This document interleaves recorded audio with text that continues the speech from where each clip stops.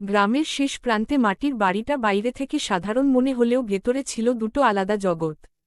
সেই বাড়িতে থাকতেন কাদের আলী, তার দুই স্ত্রী রৌশন আর মালেকা।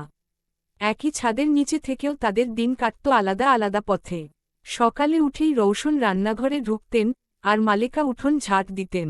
চোখাচোখি হলেও কথা কম, কথার ফাঁকে জমে থাকা অভিমান যেন বাতাসে ভাসত। রৌশন ছিলেন বড় বউ, সংসারের ভার তার কাঁধে অনেকদিন ধরে। ছোটবেলা থেকেই দায়িত্ব নিতে শিখেছিলেন। স্বামীকে ভালোবেসে সংসার করেছিলেন, কিন্তু সন্তান না হওয়ায় তার মন ভেঙেছিল বারবার। সেই শূন্যতাই একদিন তাকে শক্ত করে তুলেছিল। মালেকা ছিলেন ছোট বউ, বয়সে কম, মুখে হাসি বেশি। তার কোল জুড়ে দুই সন্তান। এই সুখই রৌশনের বুকের ভেতর লুকোনো কষ্টকে আরও বাড়িয়ে দিত। কাদের আলী দিনের বেলা মাঠে কাজ করতেন।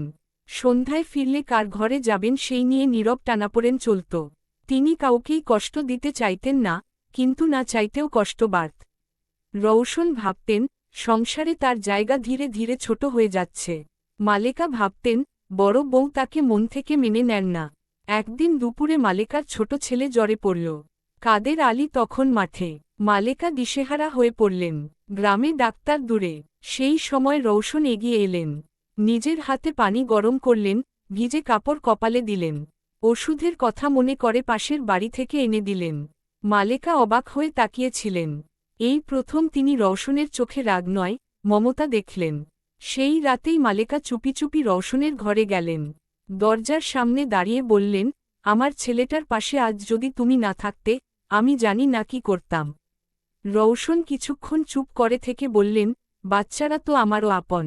কথাগুলো সহজ ছিল, কিন্তু তার ভেতরে জমে থাকা দূরত্ব একটু একটু করে গলতে শুরু করল। দিন গড়াল, সংসারের কাজ ভাগ করে নেওয়া শুরু হল। একদিন রৌশন রান্না করলে মালেকা ধোয়া মোছা করতেন। আবার কোনো দিন মালেকা রান্না করলে রৌশন উঠোনে কাজ করতেন। কথা বাড়ল, হাসিও ফিরল। কাদের আলী দেখলেন, তার বাড়ির বাতাস বদলাচ্ছে। সন্ধ্যায় ফিরে তিনি দুজনকে একসঙ্গে বসে গল্প করতে দেখতেন। সেই দৃশ্য তার চোখ ভিজিয়ে দিত। তবে সবকিছু এত সহজ ছিল না। গ্রামের লোকের কথা, কটাক্ষ, পুরনো ক্ষত মাঝে মাঝে আবার মাথা তুলত। কোনো রাতে রৌশনের চোখ ভিজত নিঃশব্দে। তিনি ভাবতেন, মা হতে না পারার কষ্ট কেউ বুঝবে না। সেই রাতে মালেকা চুপচাপ এসে তার পাশে বসতেন। বলতেন, তোমার কোলে না হোক, তোমার মনটা তো মা হওয়ার মতোই বড়।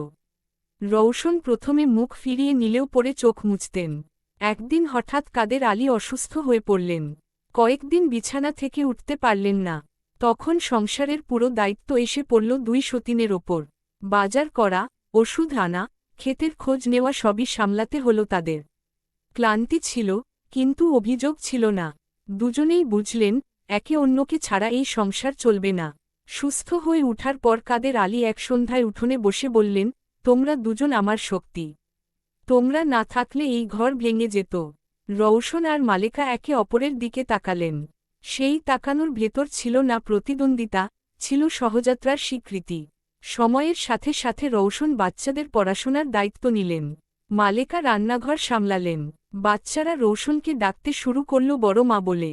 সেই ডাক শুনে রৌশনের বুকের ভেতর জমে থাকা শূন্যতা একটু একটু করে ভরে উঠল।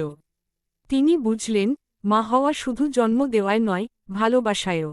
দুই সতীনের সংসার শেষ পর্যন্ত আর যুদ্ধক্ষেত্র রইল না, হয়ে উঠল বোঝাপড়ার এক নীরব আশ্রয়। যেখানে কষ্ট ছিল, কিন্তু একা নয়। যেখানে ভালোবাসা ছিল, ভাগ করে নেওয়া।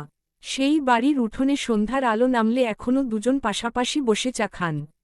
আর মনে মনে জানেন, জীবন যত কঠিনই হোক, একসঙ্গে থাকলে তা সামলানো যায়।